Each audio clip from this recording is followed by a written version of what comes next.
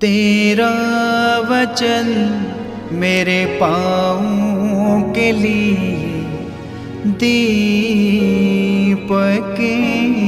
है और मेरे मार्ग का उजियाला है।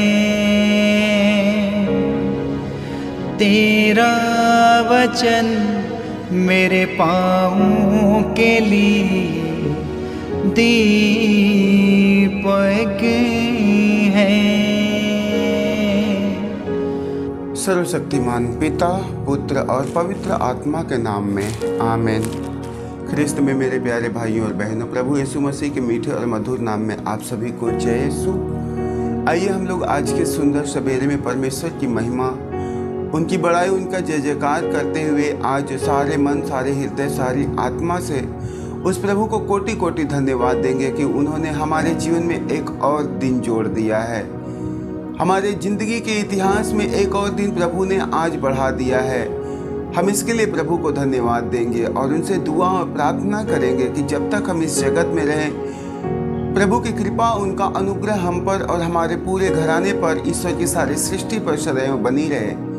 मेरे प्रियो, ये अति आवश्यक है कि इस संसार में हम एक एक लोगों को, एक एक विश्वासियों को पवित्र आत्मा से भर करके प्रेम पूर्ण, ईमानदारी भरा जीवन जीना है, क्योंकि हमारे ईश्वर को यही ग्राह है, यही पसंद है।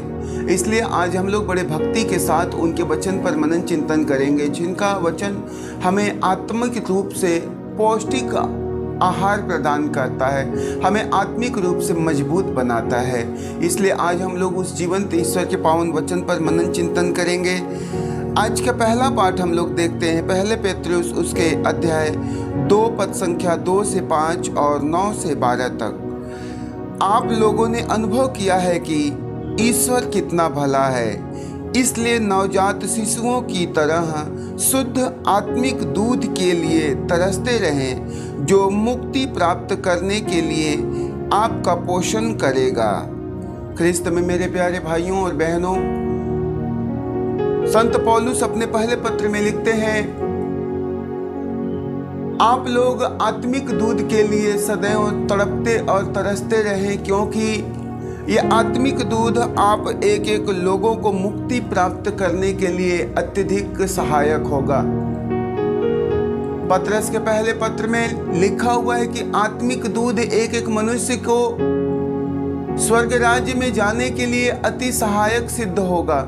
इसलिए आत्मिक दूध के लिए तड़पते और तरसते रहें, इस संसार के नाशवान भोजन के लिए नहीं, जिसे आप आज खाते हो परंतु अगले ही पल आपको फिर भूख लगती है। सारा जीवन खाते खाते बीत जाता है, लेकिन फिर भी शारीरिक भूख नहीं मिटती। आज वचन कहता है कि आप आत्मिक दूध के लिए तरसते रहें, जो आपको मुक्ति प्राप्त करने में अत्यधिक सहायक सिद्ध होगा। वह प्रभु वह जीवंत पत्थर है जिसे मनुष्यों ने तो बेकार समझकर निकाल दिया, किंतु जो ईश्वर द्वारा चुना हुआ और उसकी दृष्टि में मूल्यवान है, उनके पास आए और जीवंत पत्थरों का आत्मिक भवन बने। ख्रिस्त में मेरे प्यारे भाइयों और बहनों, वचन कहता है कि लोगों ने ईश्वर की महत्ता को नहीं समझा, उन्होंने उन्हें बेकार जान करके निकाल कर फेंक दिया, लेकिन वही प्रभु उस भवन की नींव के कोने के पत्थर बन गए, उसका आधार बन गए। और आज वचन कहता है कि आप भी आए और उस कोने के पत्थर से जुड़ करके आत्मिक भवन बनने के लिए अपने आप को तैयार करें। अपने मन से सारे दूसर, सारे बुराइयों को निकालना है, जो प्रभु के समय में लोगों के अंदर में कूट कूट करके भरा पड़ा हुआ था। अनेकों अद्भुत कार्य देखने के बाद, चिन्ह और चमत्कार देखने के बाद, स्वयं ईश्वर के द्वारा सुसमाचार का संदेश सुनने के बाद भी लोगों का मन कठोरता से भरा हुआ था। प्रभु का वचन कहता है, आप सब आए और उस कोने के पत्थर के साथ साथ आप लोग भी उस भवन में निर्माण में सहायक बने। लिखा हुआ है, इस प्रकार आप पवित्र याजक वर्ग बनकर ऐसे आध्यात्मिक बलिदान चढ़ा सकेंगे जो ईसा मसीह द्वारा ईश्वर को ग्रहण होंगे। परंतु आप लोग चुने हुए वंश हैं, राजकीय याजक वर्ग, पवित्र राष्ट्र तथा ईश्वर की निजी प्रजा है, जिससे आप उसके महान कार्यों का बखान करें। मेरे प्रियो, हम सब ईश्वर की चुनी हुई प्रजा हैं। आप लोग ईश्वर की चुनी हुई प्रजा है। आज संसार में देखा जाए तो लोग मसीहियों को, ख्रिस्तियों को हे दृष्टि से देखते हैं, उनका अनादर करते, उनका तिरस्कार करते। ठीक आज के 2000 साल पहले प्रभु का भी ऐसा ही अनादर हुआ था। उन्हें व्यर्थ, बेकार और नकारा जान करके लोगों ने त्याग दिया, उन्हें छोड़ दिया। लेकिन प्रभु भवन की नींव बन गए, मकान की नींव बन गए, वे कोने की पत्थर बन गए जिस पर पूरे मकान की जिम्मेदारी ठहरी हुई है। आज हम सबके साथ में भी ऐसा होता है, आप सबके साथ में भी ऐसा होता है। लेकिन हमें घबराने की जरूरत नहीं है। ये कोई नई बात नहीं है। यीशु मसीह ने अपने जाने से पूर्व लोगों से कह करके गए हैं कि जब हमारे साथ ऐसा दुर्व्यवहार हुआ है तो आपके साथ भी हो जाना अनिवार्य है। और मेरे भाइयों और बहनों, हमारे और आपके साथ भी ऐसा व्यवहार होता है तो हम अपने आप को धन्य समझें, क्योंकि ईश्वर का वचन हम में और आप में पूरे हो रहे हैं। आगे लिखा हुआ है, जो आप लोगों को अंधकार से निकाल कर अपनी अलौकिक ज्योति में बुला लाया। पहले आप प्रजा नहीं थे, अब आप ईश्वर की प्रजा हैं। पहले आप कृपा से वंचित थे, अब आप उसके कृपा के पात्र हैं। प्यारे भाइयों, आप परदेसी और प्रवासी हैं, इसलिए मैं आपसे अनुरोध करता हूं कि आप शारीरिक वासनाओं का दमन करें जो आत्मा के विरुद्ध संघर्ष करती है। गैर मसीहियों के बीच आप लोगों का आचरण निर्दोष हो। इस प्रकार जो अब आपको कुकर्मी कहकर आपकी निंदा करते हैं, वे आपके सत्कर्मों को देखकर ईश्वर के आगमन के दिन उनकी स्तुति करेंगे। मेरे भाइयों और बहनों, प्रभु का पवित्र वचन कहता है कि पहले आप लोग कृपा से वंचित थे, लेकिन अब उसके कृपा के पात्र हैं। पहले आप ठुकराए गए थे, लेकिन अब आप ईश्वर के द्वारा ग्रहण कर लिए गए हो, अपना लिए गए हो। इसलिए आपके अंदर में ईश्वर के भले काम सदैव क्रियाशील होने चाहिए। ईश्वर की ज्योति आपके अंदर में प्रज्वलित होने चाहिए। ईश्वर का स्वाद आप लोगों के अंदर में बना होना चाहिए, क्योंकि जो लोग आज ईश्वर का अनादर करते हैं, आपका अनादर करते हैं, आपके भले कामों को देख करके ईश्वर के आगमन के दिन उनकी महिमा, उनकी बड़ाई और उनका जय जयकार करें। परमेश्वर सारे कलीसिया के ऊपर अपने स्वर्ग राज्य की जिम्मेदारी को ठहराते हैं और वे चाहते हैं कि आप लोगों के भले कामों के द्वारा स्वर्गीय पिता की महिमा होने पाए और हमारे कामों की परिपूर्णता होनी पाए। मेरे भाइयों और बहनों, आज आत्मिक ज्ञान से, आत्मिक वरदान से हमें भरने की जरूरत है।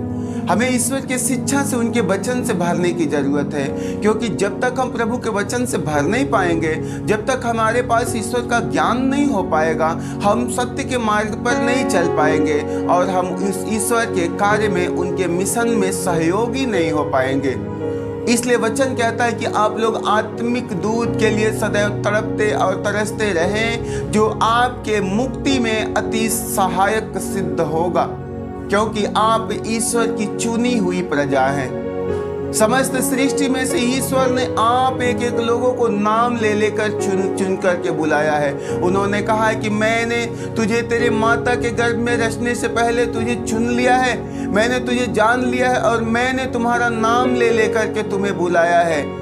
हमारा बुलाहट, हमें ख्रिस्ती बनना, हमें ख्रिस्त के पीछे चलना, ये कोई नई बात नहीं है, ये हमारी योजना नहीं है, हमारे विचार नहीं है, परंतु ये सब ईश्वर की योजना है। और ईश्वर ने ये सारा योजना हमारे माँ के गर्भ में रचने से पहले ही, हमारी सृष्टि से पहले ही उन्होंने ये योजना बनाई थी। और आज जो हम और आप उनके पीछे पीछे चल रहे हैं, तो वे ईश्वर के उस अभिन्न योजना का अंग है। मेरे प्रियो, हम लोग देखते हैं कि आप लोग उल्लास के गीत गाते हुए उसके सामने उपस्थित हो जाएं। उल्लास और आनंद के गीत गाते हुए, उत्सव मनाते हुए उस ईश्वर के सामने उपस्थित हो जाए जिस प्रभु ने आपका चुनाव आपकी सृष्टि से पहले किया हुआ है। हमें भागने की जरूरत नहीं है, हमें ईश्वर से दूर जाने की जरूरत नहीं है, क्योंकि हम जितना दूर जाएंगे, ईश्वर ने हमें चुन लिया है तो चुन लिया है। भागते रहो, भागते रहो। आप अपने जीवन में कितना भागोगे? हम लोग योना को देखते हैं। योना अपने जीवन में ईश्वर के काम से भाग रहे थे, लेकिन जब ईश्वर ने उन्हें चुन लिया तो चुन लिया। उनके द्वारा अपना काम कराएगा तो कराएगा।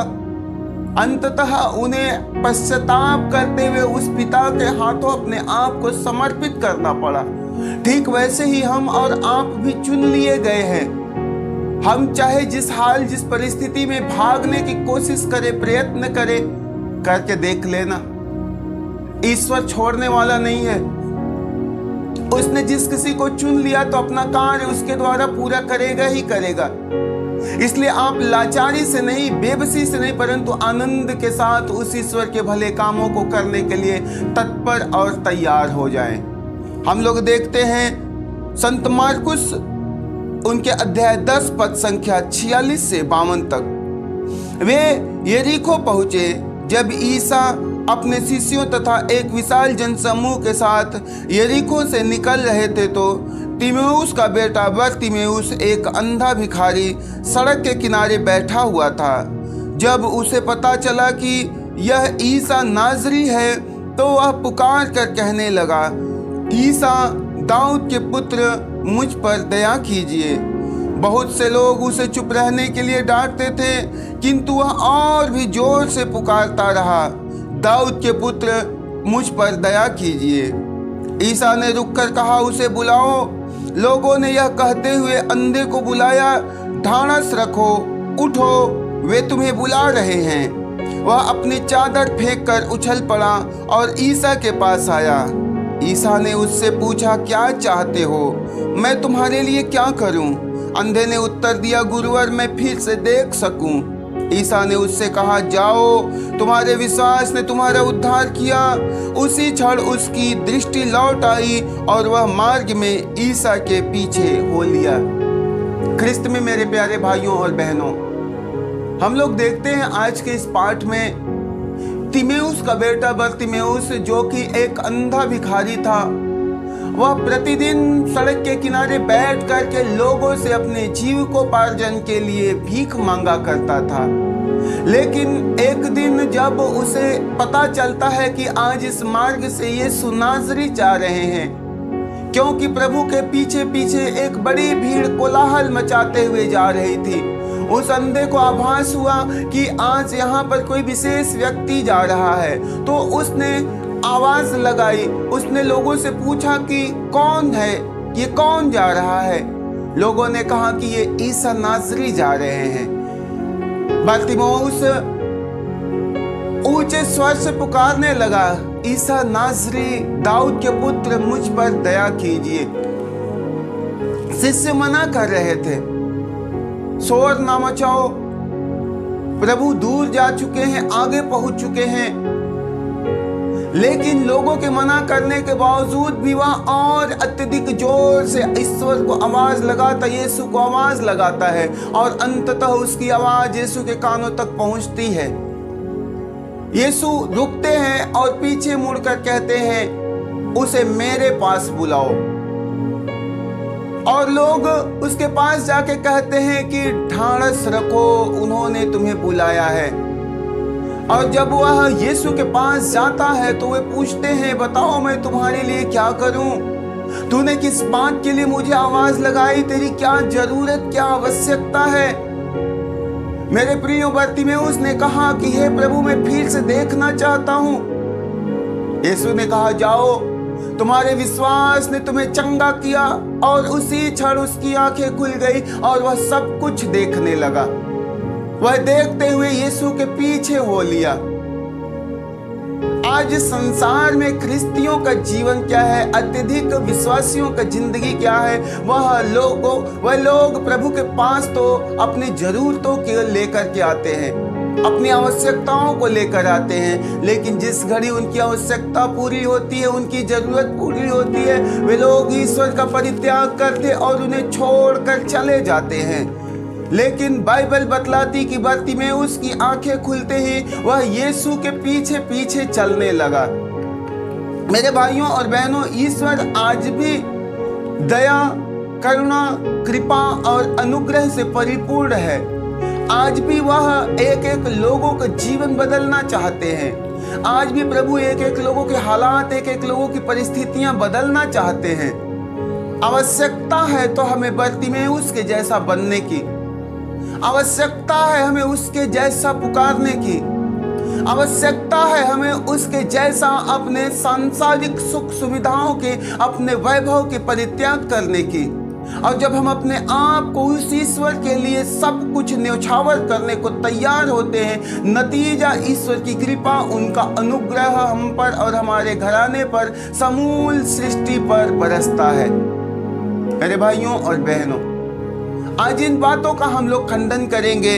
आज मुख्यतः हम लोग 5 बातों के द्वारा जानेंगे कि वास्तव में प्रभु कैसे विश्वासियों के जीवन में कार्य करता है। हम लोग देखते हैं आज के सुसमाचार में हमें विश्वास के विभिन्न पहलुओं पर दृष्टिपात करना है। पहली बात, विश्वास में सुनना और कार्य करना दोनों शामिल है। यह सुनकर कि प्रभु यीशु वहां से गुजर रहे हैं, तिमोथेयुस ने उन्हें पुकारा। मेरे प्यारे भाइयों और बहनों, विश्वास में हमें पुकारना है और उसके अनुसार कार्य करना है। जब हम विश्वास में ईश्वर को पुकारते हैं और अपने आप को उस ईश्वर की योजना के अनुसार क्रियाशील करते हैं, कामों पर लगाते हैं, नतीजा परमेश्वर आज भी आपके प्रार्थना को सुनता है और आपको उत्तर देता है। प्रभु का वचन कहता है कि मेरे कान बहरे नहीं और मेरे हाथ छोटे नहीं, जो तेरी प्रार्थना को न सुने और तेरी सहायता मदद न करे। आवश्यकता है तो तुझे ईश्वर को जानने और पहचानने की और पूरे हृदय से उसे आवाज लगाने की। दूसरी बात हम लोग देखते हैं, विश्वास चमत्कार कर सकता है। हालांकि प्रभु यीशु को नहीं देख सकता, हालांकि वह प्रभु यीशु को नहीं देख सकता, वह मानता है कि प्रभु यीशु उसकी दृष्टि वापस ला सकते हैं। ख्रिस्त में मेरे प्रियो, हम लोगों को विश्वास के द्वारा चमत्कार को ग्रहण कर सकते हैं। हम लोग बरतिमेउस के विषय में जानते हैं, वह यीशु को नहीं देख सकता था क्योंकि वह एक अंधा भिखारी था, लेकिन उसके अंतरतम, उसकी आंतरिक आंखें इस बात को देख रही थी, इस बात को अनुभव कर रही थी कि यीशु ही है जो मुझे स्वास्थ्य लाभ दे सकते हैं, मुझे आजादी, मुझे छुटकारा दे सकते हैं। इसलिए उसने विश्वास के साथ में आवाज लगाई और नतीजा उसको उन्हें देखने का अवसर मिलता है। जिस यीशु को अब तक वह अनुभव कर रहा था, उस यीशु को विश्वास के कारण वह अब देख सकता है। इसलिए जब आप प्रभु के पास आए, आप ईश्वर के पास आए, अपने विश्वास को मजबूत बना करके आना, अपने विश्वास को ईश्वर के लिए तैयार करके आना, क्योंकि प्रभु का वचन कहता है विश्वास करने वाले ईश्वर की महिमा देखेंगे। जो विश्वास करता है वह ईश्वर की महिमा के योग्य होता है। तीसरी बात है, विश्वास हार नहीं मानता। लोग उसे हतोत्साहित करते हैं, फिर भी वह हार नहीं मानता, बल्कि और जोर से चिल्लाता है। जिस व्यक्ति के पास में विश्वास होता है, वह लोगों के द्वारा सताए जाने के बाद भी, लोगों के द्वारा हतोत्साहित करने के बाद भी, निराश करने के बाद भी उसका विश्वास कमजोर नहीं होता, परंतु और दुगनी सामर्थ्य के साथ ईश्वर को पुकारता और उसे आवाज लगाता है। शिष्य लोग मना कर रहे थे, भीड़ मना कर रहा था कि जाने दो, वे आगे जा चुके हैं, वे तेरी प्रार्थना को नहीं सुन सकते, तेरी पुकार को नहीं सुन सकते। लेकिन उसके अंदर में विश्वास था और उस विश्वास के कारण उसने और तेजी से आवाज लगाई और जोर से आवाज लगाई, और नतीजतन उसकी आवाज ईश्वर के कानों तक पहुंचती है और उन्हें चमत्कार करने के लिए विवश करती है। जब आप भी अपने जीवन में अपने आसपास के वातावरण से, पास पड़ोसियों से अपने लिए नकारात्मक सोच विचार सुनते हैं, ये तेरे लिए नहीं हो सकता, यीशु तेरे लिए कुछ नहीं कर सकता है, कोई बात नहीं, आपको उनकी बात सुनने की जरूरत नहीं है, ये उनका काम नहीं है, परंतु ये शैतान का काम है जो अपना काम करने के लिए किसी न किसी को माध्यम बनाता है और अपनी बात आप तक पहुंचाता है। लेकिन मेरे प्रियो, हम लोग उस अंधे भिखारी के समान यीशु के ऊपर अपनी निगाहें लगा करके, परंतु दाएं बाएं की बातों की परवाह न करते हुए उसी ईश्वर को पुकारेंगे, हम उसे आवाज लगाएंगे। और जब हम उसे आवाज लगाएंगे, हमारा ईश्वर जो सर्वोच्च और सर्वशक्तिमान है, जो सब कुछ करने में संभव है, वह प्रभु आज भी हमें छुटकारा देने के लिए तैयार है, आज भी वह हमें आजाद करने के लिए तैयार है। हम लोग देखते हैं धर्म ग्रंथ बाइबल में, जब सारे शिष्य लोग नदी में पानी पर नाव से जा रहे थे और अचानक जब उसमें झंझावात उठती है और वे लोग देखते हैं कि यीशु पानी पर चलते हुए उनके पास आ रहे हैं, सारे शिष्य घबरा जाते हैं। ये कौन है जो पानी पर चलते हुए आ रहा है? यीशु दूर से आवाज लगाते हैं, डरो मत, घबराओ मत, मैं हूं तुम्हारा प्रभु, तुम्हारा ईश्वर। ऐसे में पतरस कहता है, प्रभु आप हैं तो मुझे यह अनुमति दीजिए कि मैं भी पानी पर चल करके आपके पास तक आ सकूं। यीशु कहते हैं, यदि तेरा विश्वास है तो तू मेरे पास जरूर आएगा। और वह प्रभु के कथन के अनुसार पानी में उतरता और चलते हुए उनके पास में जाता है। लेकिन अपने दाएं बाएं झांकने के कारण उसकी हालात, उसकी परिस्थितियां बदलती है, ऊंची ऊंची लहरें उठकर आती है। उसे लगता है कि अब मेरे प्राणों की हानि मुझे उठानी पड़ेगी। लेकिन ऐसे में वह ईश्वर को आवाज लगाता, उसे पुकारता है और प्रभु बिना विलंब किए तत्परता से उसकी ओर आगे बढ़ते और उसे संभालते, उसे सच्ची सुरक्षा प्रदान करते। ठीक उसी प्रकार जब आप यीशु पर विश्वास करके आगे बढ़ते हैं तो आपके आसपास भी आपको डराने वाली, आपको बहकाने वाली, निराशा उत्पन्न करने वाली परिस्थितियां, ऐसे लोग आपसे मिलेंगे और आपको बहकाएंगे, आपको भरमाएंगे। लेकिन मेरे भाइयों और बहनों, ऐसे पल में हमें डरने या घबराने की जरूरत नहीं है। हम उस प्रभु के पास आए हुए हैं, हम उस ईश्वर के पास आए हुए हैं जो सब कुछ पर अधिकार रखते हैं। इसलिए हमें उस प्रभु को निरंतर पुकारना है। चौथी बात, विश्वास हमें वह सब कुछ फेंकने के लिए प्रेरित करता है जिसे हम सुरक्षा के रूप में रखते हैं। विश्वास हमें जल्दी से प्रभु के पास जाने को उत्तेजित करता है। तिमेउस उछला और अपना लबादा फेंककर प्रभु यीशु के पास गया। मेरे प्यारे भाइयों और बहनों, विश्वास हमें उन एक एक बातों का परित्याग करने के लिए तैयार करता है जिसे हम अपनी सुरक्षा के तौर पर अपने पास रखते हैं। संसार में बहुत सारे लोग हैं जो अपने लिए धागे, ताबीज, तंत्र मंत्र का नाना प्रकार का व्यवस्था अपने छुटकारे के लिए करते हैं, अपने पास सुरक्षा के लिए उसको रखते हैं। जैसा वह तिमेउस अपने पास लबेदा रखता था, अपने हाथों में एक लाठी रखता था रास्ते को अनुभव करके चलने के लिए, लेकिन जिस घड़ी ईश्वर ने आवाज लगाई उसको उस पर पूर्ण विश्वास होता है और वह प्रभु के लिए अपने उस लाठी, उस डंडे को फेंकता है और उनके पास में जाता है।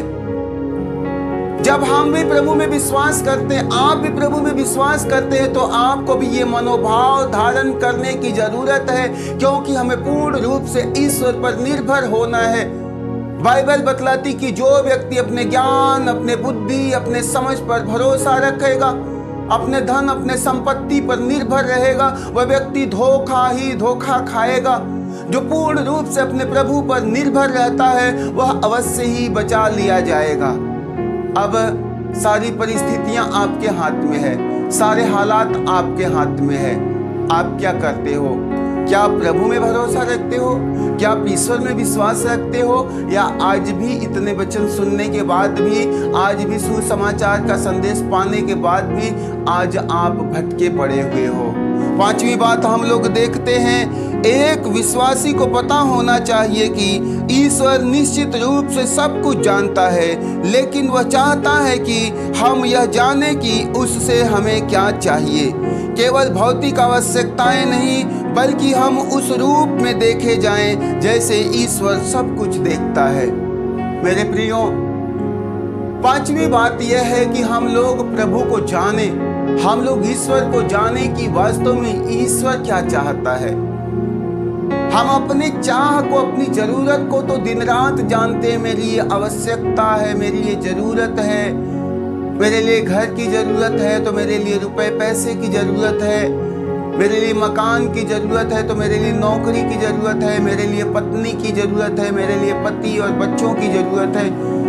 दुनिया भर की सारी चीजों को हम जानते हैं, लेकिन हम इस बात को जानने का प्रयत्न नहीं करते कि वास्तव में ईश्वर को किस बात की जरूरत है, और हम उसके जरूरत की पूर्ति के लिए अपनी मांग नहीं करते। हम अपने जरूरतों की पूर्ति के लिए कहते हैं, हम अपनी जरूरतों की पूर्ति चाहते हैं। मेरे प्रियो, हमें इस बात के लिए प्रयत्न और प्रयास करने की जरूरत नहीं है, क्योंकि संसार की चीजें हमारे पास में कितनी भी हो जाए ना, आपके पास कितनी भी हो जाए ना, आपकी भूख कभी खत्म नहीं होगी, आपकी प्यास कभी मिटेगी नहीं, आपको और की आवश्यकता होगी।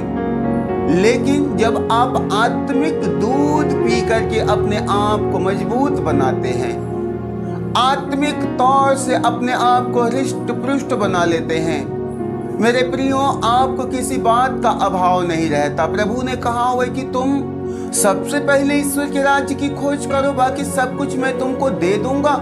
उन्होंने अपने पवित्र वचन में कहा है कि मैं तेरे लिए भली एवं उत्तम योजना जानता हूं, जो तेरे लाभ की है, तेरे हानि की नहीं है। परंतु परमेश्वर अपनी योजना को पूरा करना आरंभ करता है तो हम एक मनुष्यत्व वाला स्वभाव लेकर के शायद उनकी योजनाओं को अपने जीवन में ग्रहण नहीं कर पाते, क्योंकि हमारी योजना ईश्वर की योजना से एकदम भिन्न है। हमारी जरूरत, हमारी आवश्यकता प्रभु की आवश्यकता से एकदम अलग होती है, इसलिए हम उस प्रभु की योजना को अपनी जिंदगी में स्वीकार नहीं कर पाते। हम वही चाहते हैं जो हमारी जरूरत होती है, हम वही चाहते हैं कि सब कुछ हमारे आवश्यकता के अनुसार हो, हमारे सोच और विचार के अनुसार हो। लेकिन मेरे प्रियो, प्रभु सब कुछ का स्रोत है, सब कुछ का निर्माता है, सब कुछ को प्रदान करने वाला है, और वह जानता है कि इस मनुष्य को क्या जरूरत है।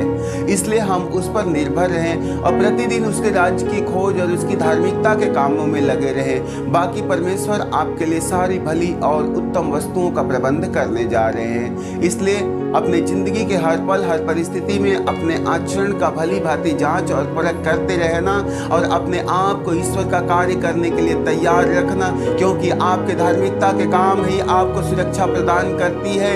ईश्वर पर निर्भर रहने के कारण ही आपको जीवन मिलता है, उनके पीछे पीछे चलने के कारण ही आप बचा लिए जाते हैं। इसलिए आज प्रभु सारी बातें आपके ऊपर छोड़ता है। प्रभु कहता है, मैं भलाई और बुराई, जीवन, मृत्यु, सुख और दुख सब कुछ तेरे हाथों में दे देता हूँ, और मैं चाहता हूँ कि तू अपने लिए भली एवं उत्तम वस्तुओं का चुनाव कर लो। इसलिए आज आप अपने लिए चुनाव करेंगे और प्रभु के पीछे पीछे चलने के लिए अपने आप को तैयार करेंगे। आप सभी को जय यीशु। तेरा वचन मेरे पाँवों के लिए दीपक है और मेरे मार्ग का उजियाला है।